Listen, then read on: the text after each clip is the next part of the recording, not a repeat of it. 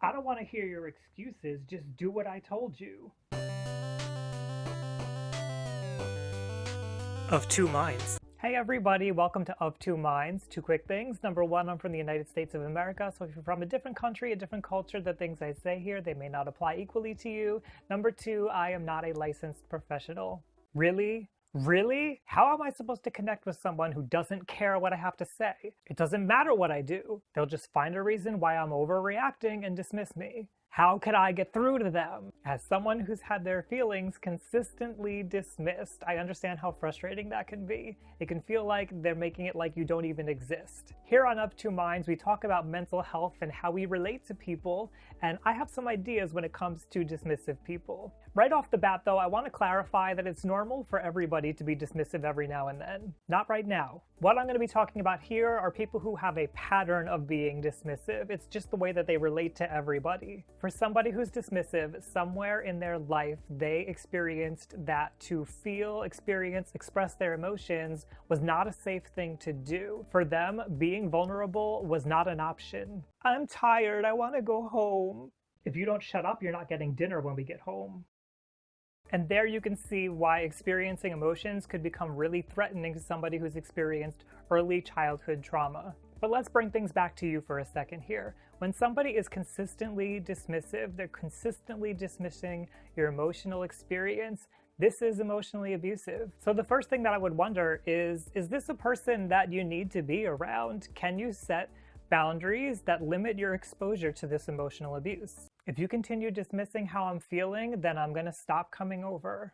Now, this doesn't mean that we're abandoning them. We can still support them and we can still be friendly. We're just doing it in a way that works for us. We don't have to tolerate emotional abuse. Now, if they have this dismissive avoidant attachment style, that's what we call the pattern. Remember that this is a way that they probably related to people for their entire lives. So it's going to take a long time for them to be able to change this behavior if they want to change it. And it's going to require a lot of patience on your part, both for them and also yourself, because they're going to test your ability to regulate your emotions. If you want to be effective in communicating with somebody who is dismissive, you're going to have to make them feel safe to experience emotions around you. They need to know that all that crazy, swirling emotional stuff that's inside, it's okay to feel that and it's okay to express it with you. This means that you're going to have to take it down a notch when you approach them. You're going to have to take responsibility for your own emotions because their emotions are swirling and chaotic inside and they can't handle any additional emotional stuff that's coming from you. I'd like to talk about something I'm having a hard time with. Doesn't have to be weird. I just want to get something off my chest. They'll probably still react defensively. What does that have to do with me? You'll have to look at their reaction and decide if this is the right time to be bringing this up or not. If this is something that can wait, then ask them when is a better time to talk about it. When would be good for you for us to talk? Something important to note, be careful not to be critical or to place blame when you're bringing things up. This is only going to make them feel that their emotions are swirling and crazy and wild inside, even more so than they already feel. What you're aiming for is giving them a sense of safety and security when they're around you. Being critical, telling them about what they do and how they should act, and blaming them is only going to make things worse. Something else that's equally important, do not deny your own feelings for the sake of their feelings. It's really easy when we're around dismissive people to kind of like hold back and not want to express ourselves because we don't want to get that backlash from them, that defensive thing that they do. But your feelings and your voice matter. When you have a concern, you're allowed to raise it. Hey, I wanted to talk about what we weren't able to get to earlier. And here's where you really need to pay attention.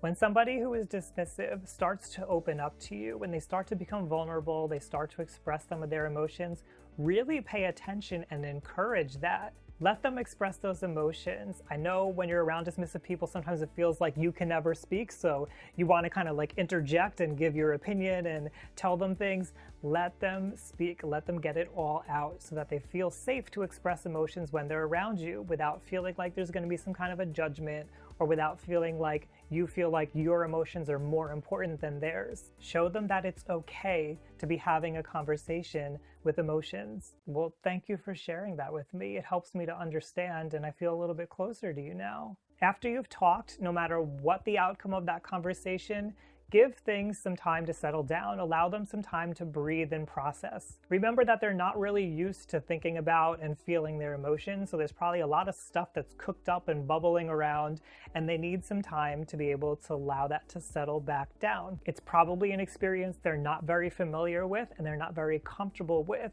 so you want to allow them to get back to a place where they feel okay. Now I know, you want a quick answer. It is so annoying and frustrating to constantly be butting heads with somebody. It's really tiring to constantly be asserting yourself to somebody who is dismissive.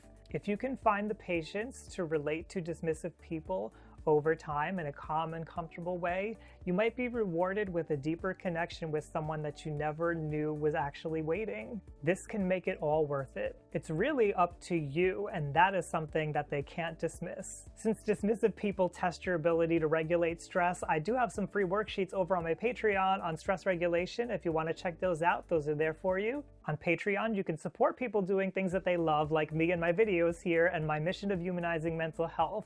I support others on Patreon, and I'm grateful to the patrons who are already supporting me. Thank you, everyone. If you like digging into this mental health stuff and getting a deeper understanding, why not head over to my YouTube page, youtube.com/RyanLiberty, hit subscribe. And I'm curious, do you ever analyze these situations and these conversations that you have? Hopefully not in an obsessive way. Sometimes when you break things down into smaller pieces, you can see little things that you could have done differently. So I'm wondering if you have a story to share. Why not leave that down below and we can look through it and see what we can learn together. Thank you for joining me here, everybody, on Of Two Minds. Hey, I didn't mean to talk to you that way. I wish I had more patience like you do.